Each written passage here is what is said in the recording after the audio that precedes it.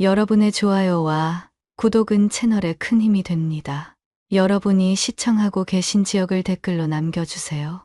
아침 7시 알람이 울리기 전에 눈이 떠졌습니다. 습관적으로 옆을 보니 수진이 아직 잠들어 있었죠. 평소보다 화장기가 도는 얼굴을 보며 어제 밤늦게 들어온 게 생각났어요. 레슨이 늦게 끝났다고 했는데 필라테스 수업이 밤 9시까지 하는 곳이 어디 있을까 싶었습니다. 세수를 하고 면도를 하는 동안에도 계속 머릿속을 맴도는 생각이 있었어요. 요즘 수진의 행동이 예전과 달라진 게 한두 가지가 아니거든요. 아침 8시 수진이 부스스 일어나더니 평소보다 부쩍 신경 쓴 화장을 시작했습니다. 오늘도 늦을 것 같아라고 말하는데 목소리에 어딘지 모를 어색함이 묻어났어요. 거울 앞에서 립스틱을 바르는 수진을 보며 이상한 점을 하나 더 발견했습니다. 평소에는 연한 핑크색을 주로 발랐는데 오늘은 진한 레드톤이었거든요. 화장대 서랍을 보니 새로 산 듯한 화장품들이 여러 개 보였어요. 언제 샀는지도 모르겠고 예전에는 화장품 하나 사도 꼭 자랑하듯 말해주던 수진이었는데 말입니다. 출근 준비를 하면서 수진의 옷차림도 유심히 봤어요. 검은색 레깅스에 크롭탑, 그리고 새로 산 듯한 운동화까지. 필라테스 강사니까 운동복을 입는 건 당연하지만 요즘은 유독 몸매가 드러나는 옷들을 자주 입더라고요. 예전에는 여유 있는 티셔츠를 주로 입었는데 말이죠. 아침을 먹으면서도 수지는 계속 휴대폰을 들여다봤습니다. 메시지가 오는 것 같지도 않은데 자꾸 화면을 켜서 확인하더라고요. 누구한테서 연락 와? 하고 물어보니 아니야. 그냥이라고 대답하며 휴대폰을 뒤집어 놓았어요. 이런 행동도 최근 들어 부쩍 늘었습니다. 집을 나서면서 수진이 사랑해라고 말했는데 어쩐지 평소보다 과장된 느낌이 들었어요. 볼에 키스를 하는 것도 마찬가지였고요. 죄책감 때문인지 아니면 들키지 않으려는 연기인지 현장으로 향하는 차 안에서 생각해보니 이런 변화들이 시작된 게 대략 2달 전쯤이었어요. 처음에는 새로운 취미나 관심사가 생긴 건가 싶었는데 점점 더 의심스러운 부분들이 늘어갔거든요. 특히 화요일과 목요일에만 유독 늦게 들어오는 패턴도 그렇고 평소에는 하지 않던 향수도 뿌리기 시작했고요. 현장에 도착해서 안전 점검을 하면서도 머릿속에서는 계속 수진 생각이 맴돌았습니다. 15년간 안전관리자로 일하면서 키운 관찰력과 직감이 뭔가 잘못됐다고 신호를 보내고 있었거든요. 작은 균열이라도 놓치면 큰 사고로 이어질 수 있다는 걸 너무 잘 알고 있으니까. 일상에서도 미묘한 변화들을 알아차리는 편이었어요. 점심시간에 동료들과 밥을 먹으면서도 계속 생각이 났습니다. 혹시 내가 예민하게 굴고 있는 건 아닐까 싶기도 했지만 지금까지의 경험상 이런 직감이 틀린 적은 별로 없었거든요. 하지만 확실한 건 없으니까 일단은 조용히 지켜보기로 했어요. 오후에 수진한테서 문자가 왔습니다. 오늘도 개인 레슨 있어서 늦을 것 같아. 저녁은 먼저 먹으라는 내용이었는데 이상하게도 평소보다 문체가 딱딱했어요. 보통은 이모티콘도 넣고 애칭도 사용하는데 오늘은 그런 게 없더라고요. 퇴근길에 수진이 일하는 필라테스 스튜디오 근처를 지나가게 됐습니다. 혹시나 해서 들여다봤는데 불이 꺼져 있었어요. 시간은 6시 반 정도였는데 개인 레슨이 있다면서 스튜디오가 비어 있다니 이상했지만 추궁할 만한 확실한 근거는 없었어요.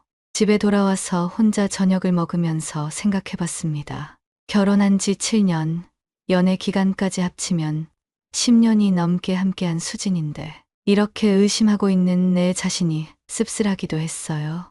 하지만 현장에서 일하면서 배운 게 있다면 작은 신호들을 무시하면 안 된다는 거였습니다. 다음 날부터 나는 조용히 관찰을 시작했어요.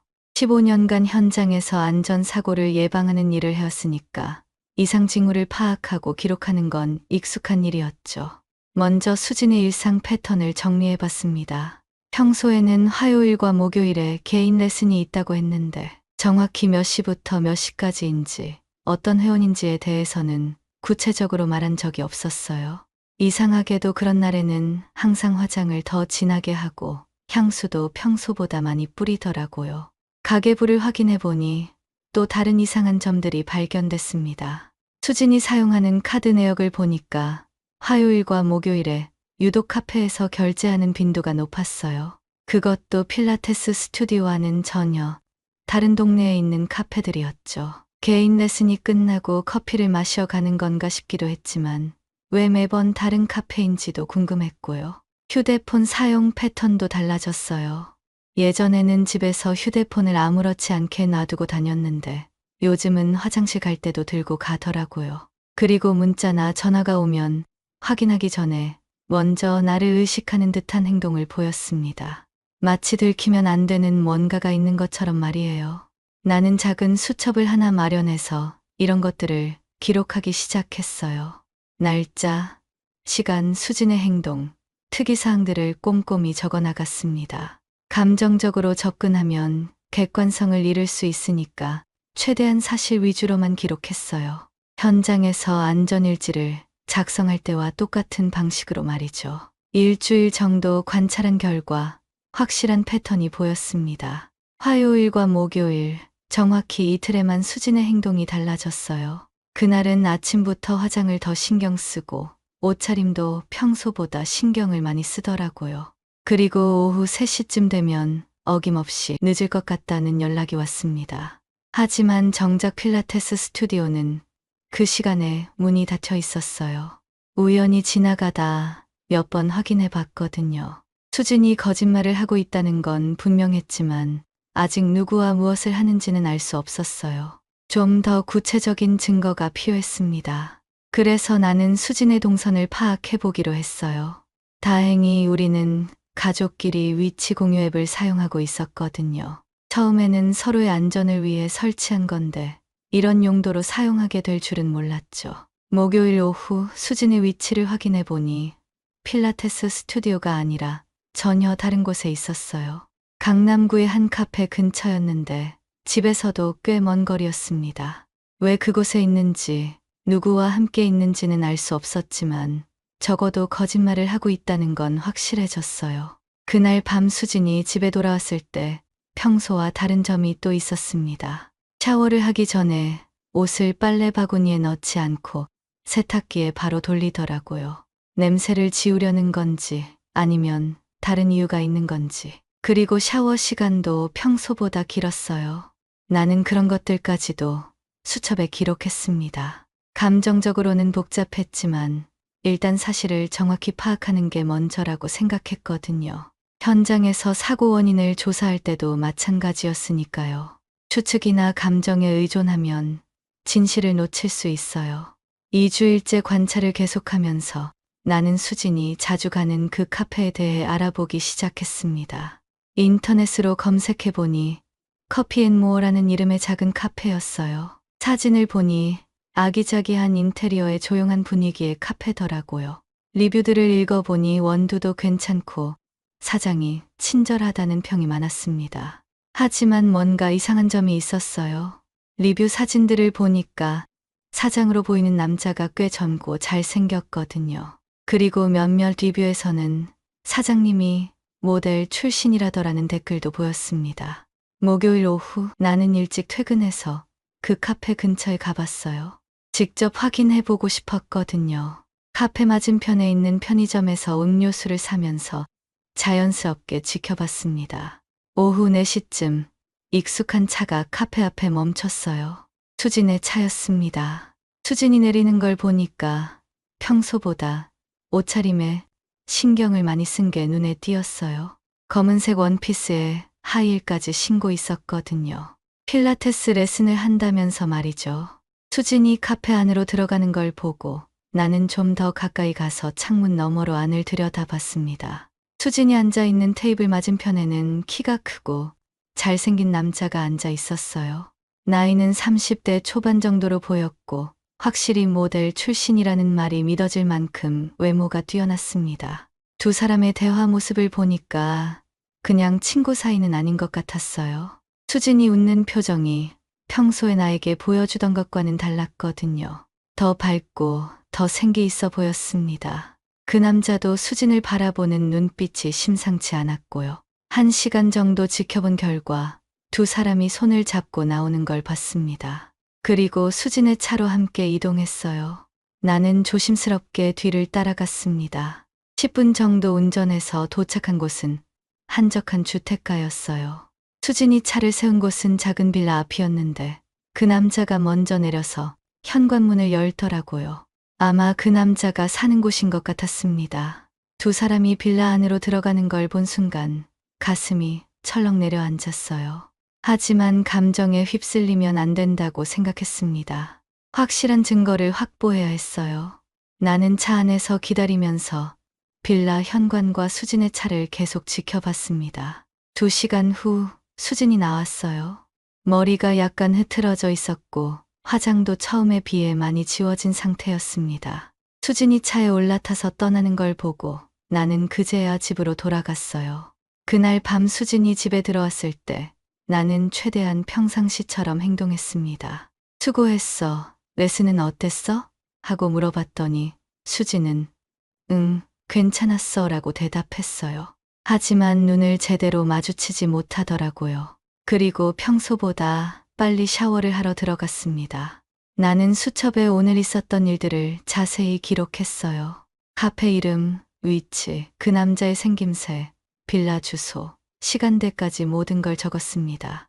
이제 상황이 어느 정도 명확해졌어요. 수진이 불륜을 저지르고 있다는 건 거의 확실했습니다. 하지만 아직 결정적인 증거는 없었어요. 법적으로 문제 삼으려면 더 확실한 증거가 필요했거든요. 다음 날 나는 그 카페에 대해 더 자세히 알아봤습니다. 사업자 등록증을 확인해 보니 사장 이름이 이현수였어요. 나이는 32살, 확실히 모델 출신이라는 프로필도 찾을 수 있었습니다. SNS도 확인해 봤는데 꽤 자신감 넘치는 사진들을 많이 올리더라고요. 그리고 몇 개월 전부터 카페 운영을 시작한 것 같았습니다.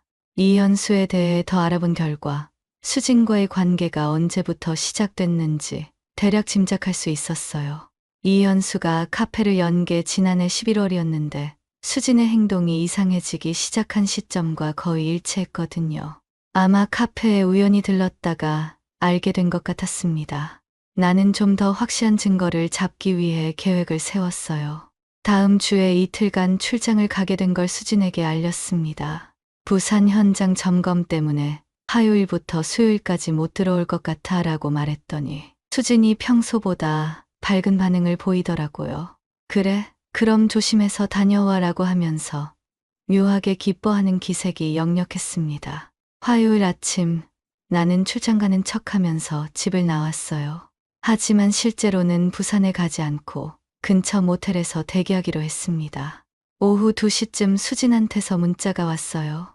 출장 잘 도착했어? 나는 오늘 개인 레슨 있어서 늦을 것 같아 라는 내용이었는데 이제는 이런 거짓말이 뻔히 보였습니다. 3시쯤 집 근처로 가서 수진이 나오는 걸 기다렸어요.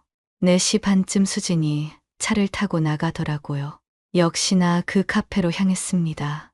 나는 충분한 거리를 두고 뒤따라가면서 이번에는 휴대폰으로 사진도 찍어뒀어요. 카페에서 이현수와 만나는 장면, 손을 잡고 나오는 장면, 함께 차에 타는 장면까지 모두 촬영했습니다. 그리고 이현수의 빌라로 들어가는 것도 확인했어요.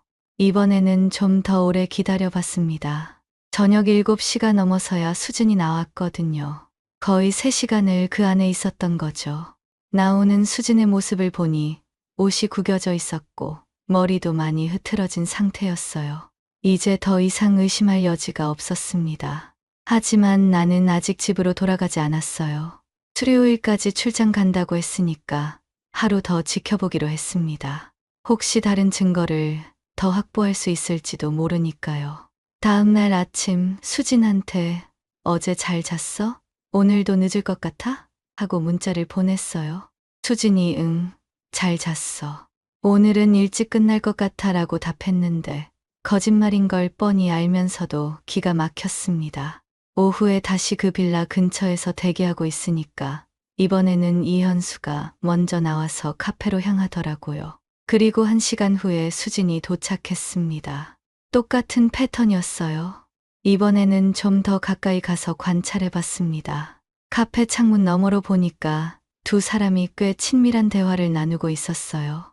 이현수가 수진의 손을 잡기도 하고 수진도 자연스럽게 받아주는 모습이었습니다. 1시간 정도 후에 또 빌라로 이동했고 이번에도 몇 시간 동안 안에 있었어요.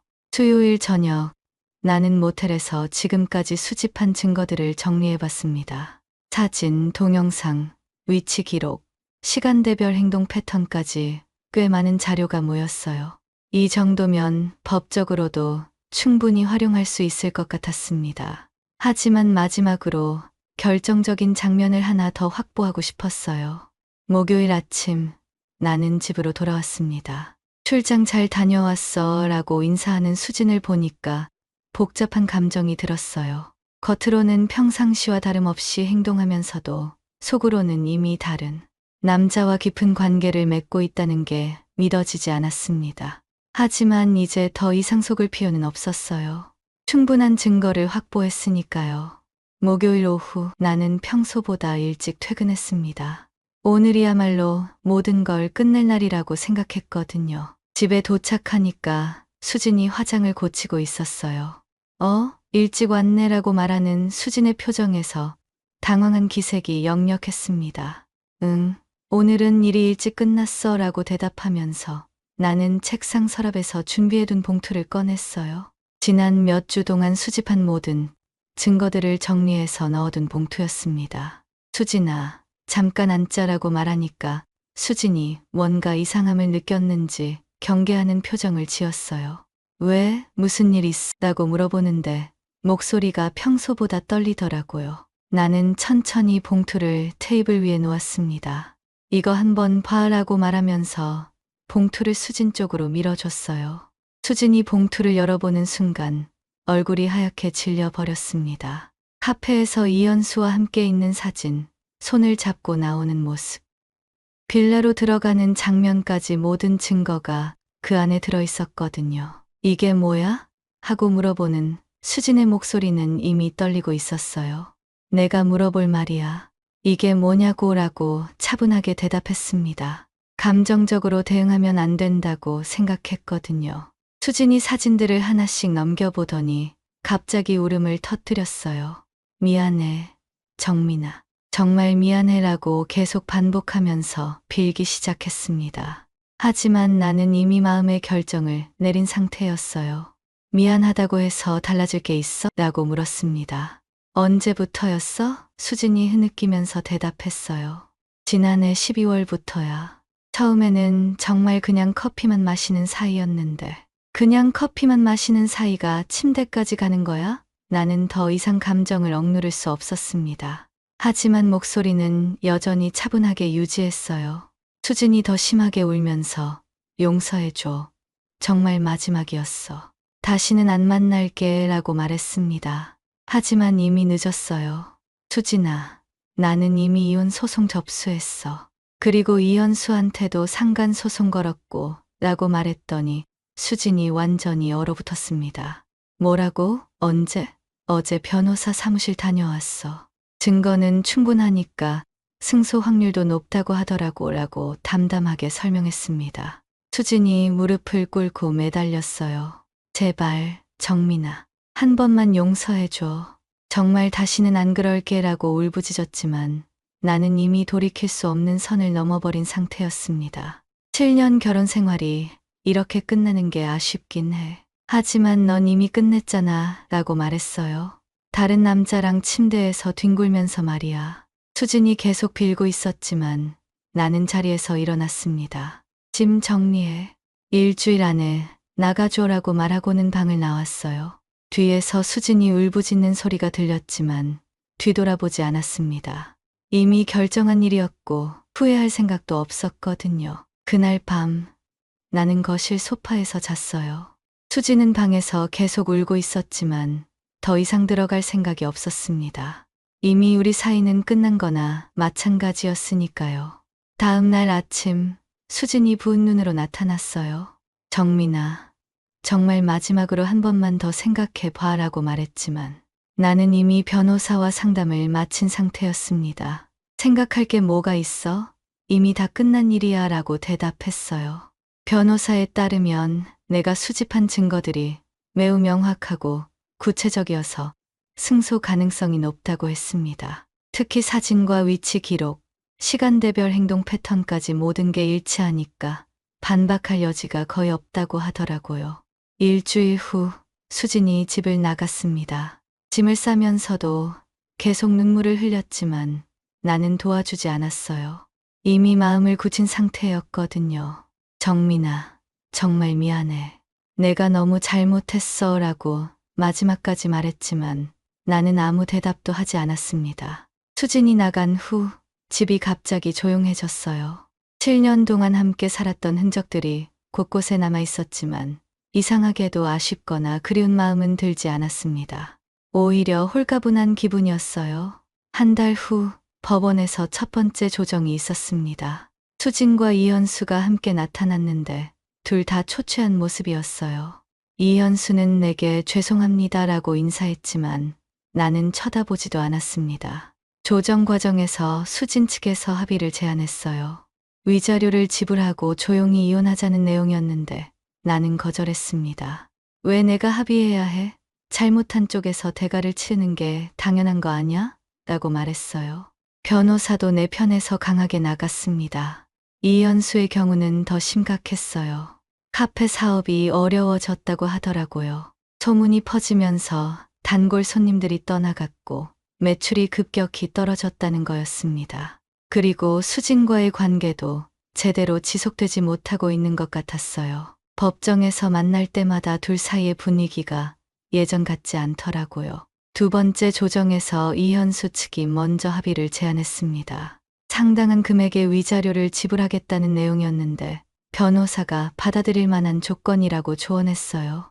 하지만 나는 여전히 거절했습니다. 돈 문제가 아니야. 책임을 확실히 지게 하고 싶어 라고 말했어요. 세 번째 조정에서 판사가 직접 권유했습니다. 이 정도면 충분한 대가를 받는 거라고 생각하는데 합의를 고려해 보시는 게 어떨까요? 라고 말씀하셨지만 나는 끝까지 법적 판결을 고집했어요. 결국 이혼은 내 승소로 확정됐습니다. 수지는 위자료와 함께 공동재산의 대부분을 포기해야 했고 이현수도 상당한 금액을 배상해야 했어요. 그리고 둘 다 사회적으로 큰 타격을 받았습니다. 특히 이현수는 카페를 결국 문 닫게 됐고 모델 일도 제대로 할 수 없게 됐다고 들었어요. 수진도 필라테스 강사 일을 그만두고 다른 지역으로 이사했다는 소식을 들었습니다. 모든 법적 절차가 끝난 후 변호사가 정말 끝까지 밀어붙이시네요 라고 말했어요. 당연한 거 아니야? 잘못한 만큼 책임져야지라고 대답했습니다. 감정적으로 접근했다면 중간에 합의했을지도 모르지만 나는 처음부터 끝까지 원칙적으로 처리했어요. 모든 법적 절차가 끝나고 나니 이제 남은 건 생활의 정리였습니다. 집안의 수진 흔적들을 하나씩 치우기 시작했어요. 화장대에 남아있던 화장품들, 옷장의 옷들, 거실에 걸려있던 결혼 사진까지 모든 걸 정리했습니다. 처음에는 좀 서글픈 기분도 들었지만 시간이 지나면서 오히려 깔끔해진 기분이 들었어요. 공동 명의로 되어 있던 통장들도 모두 정리했습니다. 수진이 사용하던 카드들도 전부 해지했고 각종 보험이나 적금도 명의 변경을 완료했어요. 꼼꼼하게 하나씩 체크해가면서 정리하니까 마치 현장에서 안전 점검을 할 때와 비슷한 느낌이었습니다. 수진이 운영하던 작은 필라테스 스튜디오도 계약 해지 절차를 밟았어요. 원래 임대차 계약이 내 명의로 되어 있었거든요. 임대료도 내가 지불하고 있었고 각종 장비들도 내 돈으로 마련한 거였으니까 당연히 정리하는 게 맞다고 생각했습니다. 스튜디오 정리하면서 수진이 회원들에게 얼마나 거짓말을 했는지도 알게 됐어요. 회원 중 몇 명이 선생님이 갑자기 연락이 안 된다고 전화를 걸어왔거든요. 그때서야 수진이 제대로 된 인수인계도 없이 그냥 사라져버렸다는 걸 알았습니다. 나는 회원들에게 사정을 간단히 설명하고 남은 수강료는 환불해줬어요. 수진의 잘못 때문에 피해를 받을 이유는 없다고 생각했거든요. 차량도 정리했습니다. 수진이 타던 차는 할부가 남아 있었는데 4명이었으니까 매각 절차를 진행했어요. 할부금을 정리하고 남은 돈은 내 통장으로 들어왔습니다. 이런 식으로 하나씩 정리해 가니까 수진과 관련된 모든 것들이 깔끔하게 사라져 갔어요. 가장 중요한 건 집이었습니다. 우리가 결혼하면서 함께 산 아파트인데 공동 명의로 되어 있었거든요. 이혼 판결에 따라 수진의 지분을 내가 가져오게 됐지만 그 과정에서 복잡한 절차들이 많았어요. 등기 이전, 세금 문제, 대출 승계까지 한 달 넘게 걸렸습니다. 하지만 결국 모든 절차를 마치고 나니까 완전히 내 명의가 됐어요. 그동안 엑셀 파일에 정리해둔 체크리스트를 하나씩 확인해 가면서 완료 표시를 해나갔습니다. 이혼 소송, 상간 소송, 재산 분할, 명예 변경, 통장 정리, 스튜디오 해지, 차량 매각까지 총 20개가 넘는 항목들이 있었는데 드디어 마지막 항목에도 완료 표시를 할 수 있었어요. 모든 정리가 끝나고 나니 정말로 홀가분했습니다. 7년 결혼 생활의 흔적이 완전히 사라진 거죠. 새 침대도 샀고 거실 가구도 몇 개 바꿨어요. 집안 분위기가 완전히 달라졌는데 예전보다 훨씬 깔끔하고 시원한 느낌이었습니다. 친구들이 괜찮냐고 걱정해줬지만 나는 괜찮다고 대답했어요. 실제로도 괜찮았거든요. 오히려 속이 시원했습니다. 그동안 모르고 있었던 배신감이나 분노 같은 감정들이 다 해소된 기분이었어요. 이현수와 수진이 어떻게 지내는지는 관심 없었습니다. 들리는 소문으로는 관계가 잘 안 되고 있다고 하던데 당연한 결과라고 생각했어요. 남의 가정을 파괴하고 시작한 관계가 오래갈 리 있겠어요? 모든 정리를 마치고 6개월이 지났습니다. 새로운 일상이 완전히 자리를 잡았어요. 아침에 혼자 일어나서 간단히 아침을 먹고 출근하는 것도 이제는 자연스러워졌습니다. 예전에는 수진이 아침을 차려줬는데 혼자 해먹는 것도 나쁘지 않더라고요. 오히려 내가 먹고 싶은 걸 자유롭게 해먹을 수 있어서 좋았어요. 직장에서의 일상도 크게 달라지지 않았습니다. 동료들이 처음에는 조심스럽게 대했지만 시간이 지나면서 자연스러워졌어요. 요즘 어때? 혼자 사는 거 괜찮아? 하고 물어보는 사람들에게 괜찮다고 대답하면 다들 놀라는 표정을 지었습니다. 아마 더 우울하거나 힘들어할 거라고 생각했던 것 같아요. 하지만 정말로 괜찮았어요.